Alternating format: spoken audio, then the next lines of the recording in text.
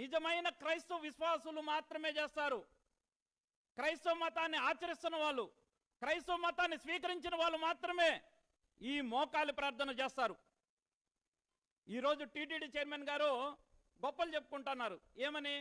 మేము టీటీడీ బోర్డులో ఉన్నట్టు టీటీడీ ఉద్యోగస్తులు ఎవరైతే క్రైస్తవ ఉద్యోగస్తులు ఉన్నారో వాళ్ళందరినీ కూడా తొలగించేస్తున్నాము, స్వచ్ఛందంగా వాళ్ళు వస్తే వీఆర్ ఇచ్చేస్తున్నాము, చాలామందిని ఇప్పటికే సస్పెండ్ చేసినారు.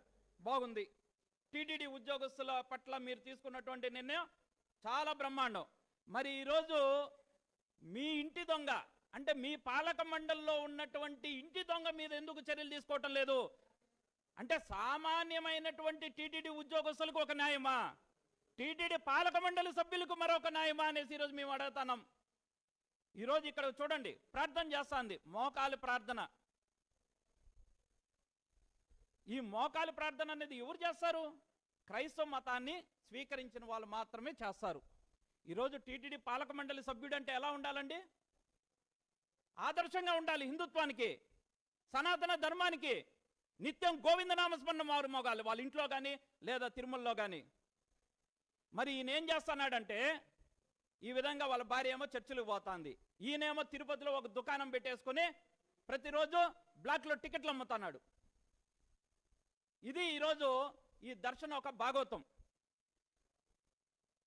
ఆంధ్రప్రదేశ్ రాష్ట్ర ముఖ్యమంత్రి చంద్రబాబు నాయుడు గారు ఏం చెప్పారంటే తిరుమలాన్ని ప్రక్షాళన చేస్తామన్నారు.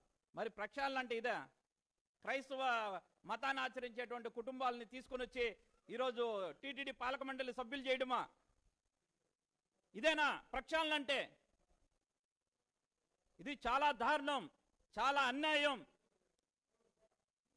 ఈరోజు సామాన్యమైనటువంటి టీటీడీ ఉద్యోగస్తులు వాళ్ళ ఇళ్లల్లో ఒక సిలువ కనిపించిన, వాళ్ళ ఇంట్లో ఒక బైబిల్ కనిపించిన వెంటనే చర్యలు తీసుకుంటారే. మరి ఈరోజు టీటీడీ పాలక మండలి సభ్యుడు ఎవరైతే వాళ్ళ భార్య ఉందో అఫీషియల్ సోషల్ మీడియా అకౌంట్లోనే క్రైస్తవ మతాన్ని ఆచరిస్తున్నట్టు ఫోటోలు పెట్టింది. ఏది? మోకాల మీద ప్రార్థన. ఈ మోకాల ప్రార్థన అనేది మరొకసారి కూడా చెప్తానండి, క్రైస్తవ మతాన్ని స్వీకరించిన వాళ్ళు మాత్రమే ఈ మోకాల ప్రార్థన వేస్తారు. మరి ఈరోజు టీటీడీ ఉద్యోగస్తులకేమో ఒక న్యాయం, టీటీడీ పాలక మండలి సభ్యులకేమో మరొక న్యాయమా? ఇది ఎక్కడ న్యాయం అనేసి ఈరోజు మేము వెంకటేశ్వర స్వామి భక్తులుగా ఈరోజు టీటీడీని, కూటమి ప్రభుత్వాన్ని అడుగుతున్నాం. ఈరోజు కూటమి ప్రభుత్వానికి హిందుత్వం పట్ల కానీ వెంకటేశ్వర స్వామి పట్ల కానీ చిత్తశుద్ధి ఉంటే తక్షణమే ఈ ఆర్ఎన్ దర్శన్ను టీటీడీ పాలక మండలి సభ్యుడిగా తొలగించండి.